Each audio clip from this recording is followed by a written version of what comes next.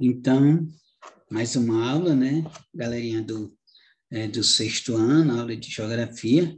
Na aula de hoje, a gente vai estudar sobre os rios na superfície terrestre. A gente vai conhecer, né, um pouco como é que estão formados esses rios na superfície terrestre. Então, a gente vai observando que esses rios na superfície terrestre têm algumas posições. Então, a gente vai observar que o primeiro ponto, né, que a gente vai entender da formação desses rios, a gente vai observar que lá no topo, né, vamos ver as geleiras, né, ou seja, que são imensas massas de gelo, né, perene, formada, né, pelo congelamento de águas doces, podendo ser encontrada, né, nas regiões polares, né, em áreas de altas montanhas, né, e a gente pode observar que isso aí que essa que nós estamos observando, ela é a representação, né, sem proporção, né, de tamanho, né, ou seja, cores, né, e fantasias, né, que é a formação de um rio. Outro ponto, né, que a gente vai observar, o ponto 2, que são as nascentes, né, ou seja, observamos as geleiras, agora vamos ver as nascentes, que as nascentes é o local onde o rio ele se inicia, né, ou seja, o seu curso ele pode se originar do degelo, né, de neve e de afloramento, né, de água subterrânea. E observamos agora ponto 3 do rio, né, que é rio, né, com maior volume de água, e onde, né, seus afluentes, né, deságua, ou seja, aqui nós já vamos observar que o rio já vai encontrando seus afluentes. E aqui a gente vai observando, ainda na sequência, né, dos rios, nós vamos observar o número 4, né, que há cachoeiras, né, e saltos, que ocorrem, né, em razão de quedas verticais, em variações, né, de altitude, né, do terreno. E vamos observar o ponto 5, né, que é os lagos, né, que se formam determinadas, né, depressões da superfície terrestre, podendo ser naturais ou artificiais, né? E a gente observa o ponto 6, né, que vocês observam aí, que já são os leitos, né, ou seja, a superfície do relevo, né, que compõe o trajeto percorrido pelo rio, no ponto 6. E já no ponto 7, nós vamos observar que é o afluente ou tributário, né, ou seja, o rio menor, localizado, né, na margem direita e esquerda, né, do rio principal. E a 4, né, a margem 8, né, observar o número 8, é a margem. A área localizada, né, ao lado do rio, existindo, né, portanto, duas delas, né, ou seja, que são a margem esquerda e a margem direita do rio, né. Então, aqui a gente está observando essa formação, né, e tem o 9, né, ou seja, que é a foz, né, que é a última parte, né, de um rio, ou seja, podendo desaguar em outro rio, em um lago ou no oceano, né? A foz pode ocorrer de duas formas, em estuário e em delta.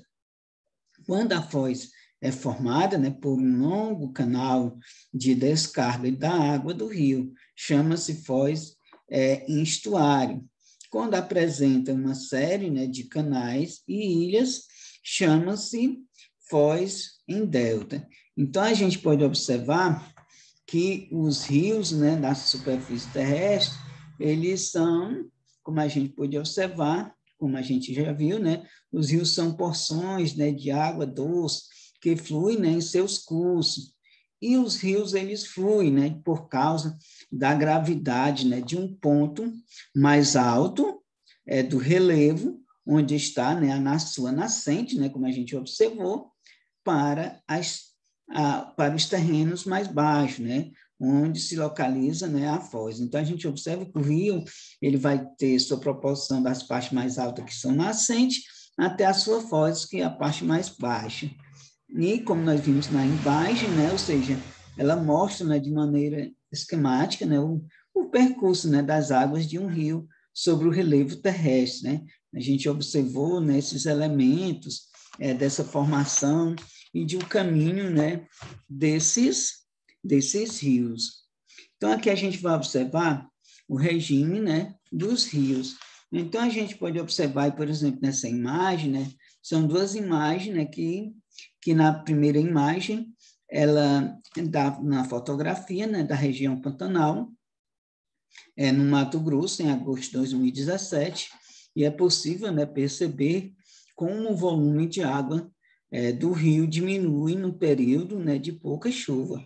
Já na outra imagem, né, em fevereiro de 2018, né, a gente, no mesmo trecho do rio, se apresenta mais cheio, né, ou seja, por causa do período das chuvas. Então, aqui a gente observa que está relacionado, né, com os regimes dos rios, né, ou seja, o regime dos rios, ou seja, o nível, o volume da água dos rios, elas são influenciadas, né, dependendo de onde se localizam, né, pela quantidade de chuvas ou pelo, né, o degelo de neve. Essa variação no nível e no volume dos rios é chamada, né, de fluvial. Como a gente está observando aí, né, nessas imagens, são exemplos, né, dessa variação do volume de um rio, cujo, né, o regime depende, né, das águas da chuva. Né? E o nível e o volume das águas de um rio, como retratados aí nessas imagens, ela variam, né, de acordo com a quantidade de chuva. Assim, nas épocas mais chuvosas, os rios eles recebem maior quantidade de água. E por isso, né, ocorrem as cheias durante as estações mais secas, né, quando chove menos, a quantidade de água nos rios tende, né, ou seja, a diminuir. Nessa época, né, corre, né, a vazante. Então, a quantidade de chuva que precipita, né, determinando o local, varia, né, de acordo com o tipo de clima que nele predomina. Então, aqui a gente observou nessas questões do regime dos rios.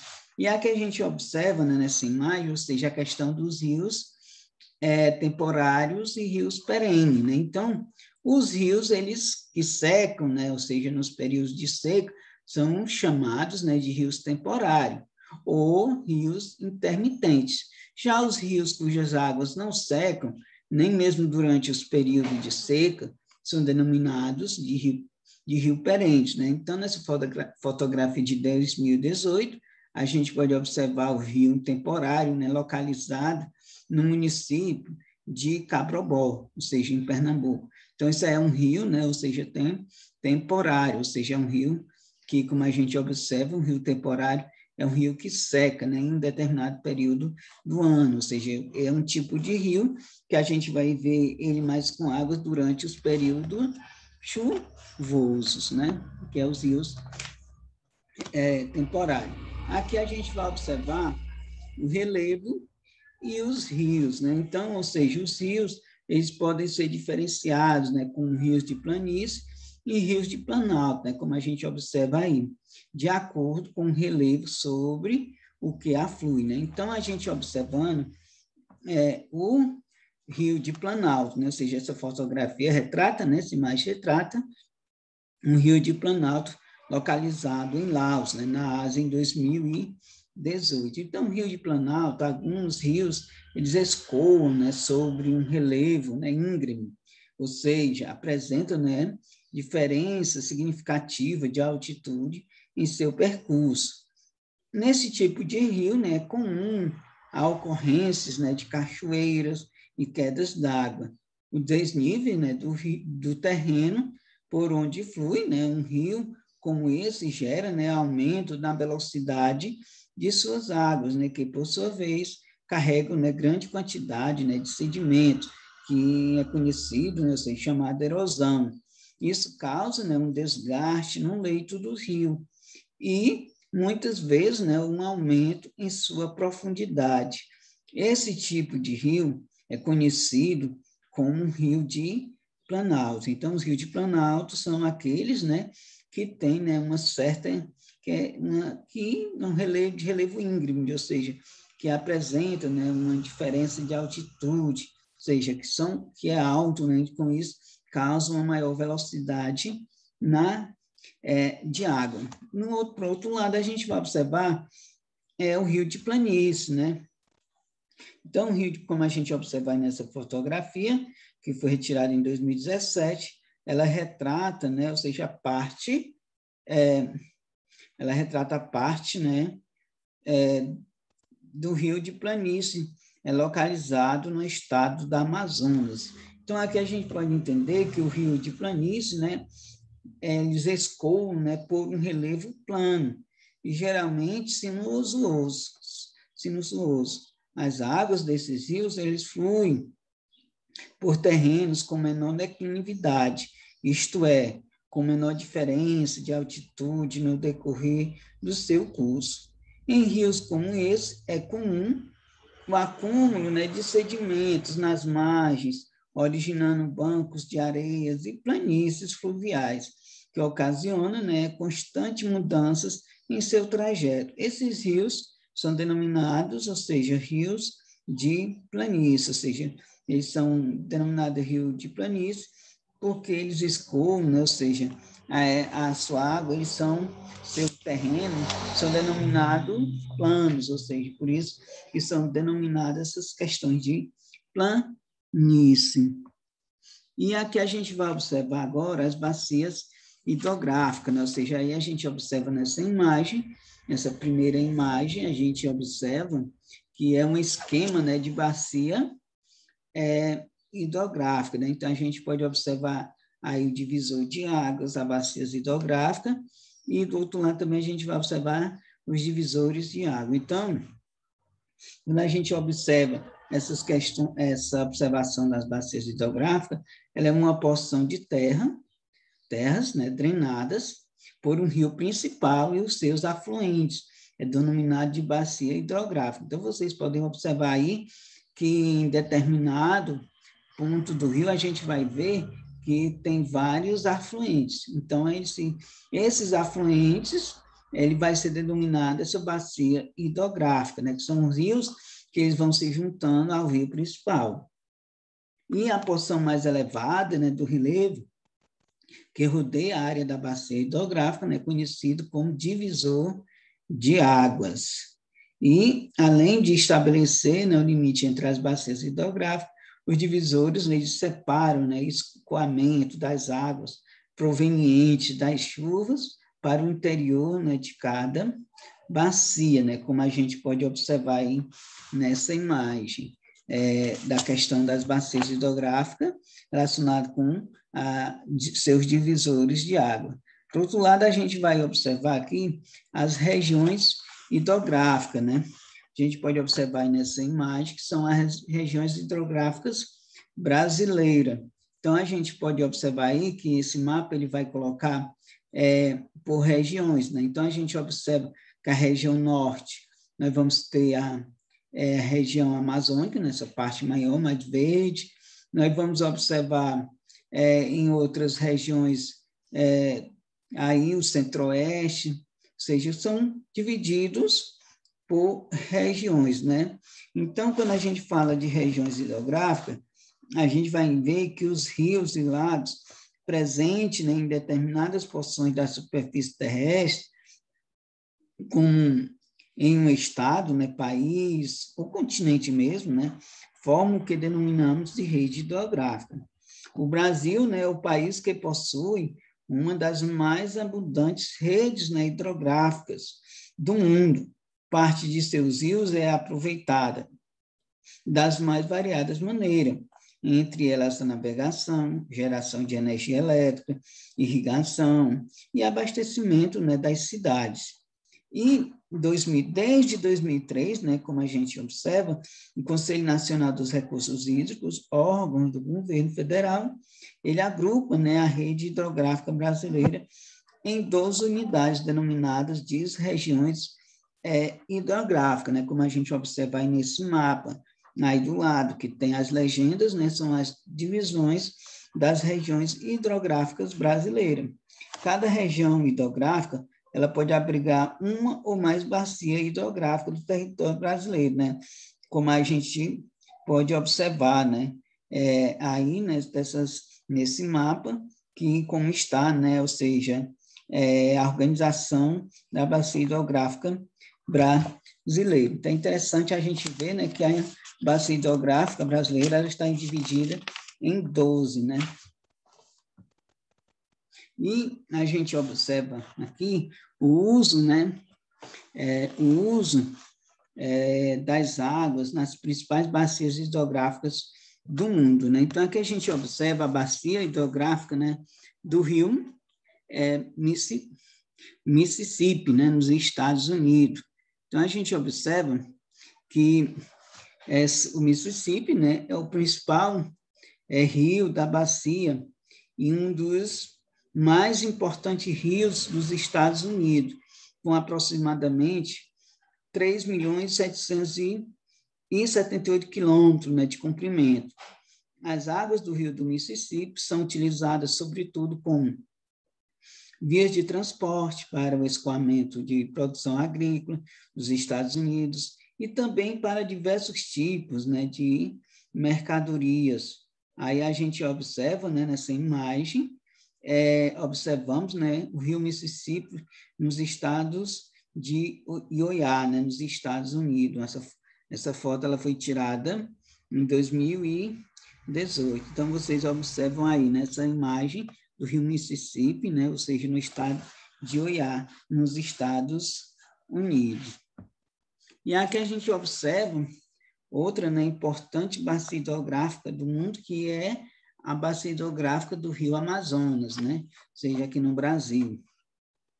Então, a gente observa que a bacia hidrográfica do rio Amazonas tem como rio principal Amazonas, considerado, né, o mais extenso, né, do mundo, com aproximadamente de 6.515 quilômetros, né, de extensão. Vários rios, né, que formam a bacia são utilizados, né, como vias de transporte de pessoas e de mercadorias, né, sobretudo para as populações ribeirinhas, né? Nessa imagem a gente observa o rio Amazonas, né, no estado do Amazonas, em 2017. Então, aí a gente observa, né, a bacia hidrográfica do rio Amazonas. E tem outras bacias hidrográficas, né, como o rio Nilo, né, ou seja, o rio Nilo, né, ou seja, ele é o principal rio da bacia e o maior rio do continente africano. Parte das águas da bacia do rio Nilo, né, utilizado para a irrigação, né, da agricultura, desenvolvida, sobretudo, no Egito e no Sudão. A atividade agrícola, né, sustenta milhares, né, de pessoas que vivem nas áreas da bacia do rio Nilo. Nessa imagem acima, né, a gente pode observar o rio Nilo, né, no Egito, 2016. E temos também outro importante, né, bacia hidrográfica, que é o rio Danúbio, né? Ou seja, o rio Danúbio, ele é o principal rio da bacia, passa, né, por 9 países europeus, né? Possui grande potencial para a navegação. Tornou-se assim, né, uma importante, né, via de transporte na Europa, tanto de pessoas quanto de mercadorias, né, ao fluir por diversas áreas urbanas. O Danúbio, né, também é muito utilizado para o abastecimento, né, público, industrial. Então, nessa imagem que nós observamos aí é do rio Danúbio, na Hungria, né, ou seja, em 2018. A gente observa, né, que é a principal bacia, né, da Europa, né, ele passa por 9 países europeus. Então, aqui, gente, a gente observou algumas bacias hidrográficas, né, a gente observou que nós vimos a bacia do Mississippi, ou seja, do rio Mississippi, nos Estados Unidos, bacia Amazonas, que fica no Brasil, né, na América do Sul. Nós vimos o rio Nilo, que fica no Egito, e o rio Danúbio, né, que fica na Europa. Então, são os 4, né, bacias hidrográficas do mundo. Então, galerinha aqui do 6º ano, essa foi mais uma aula, e fica aí, até a próxima.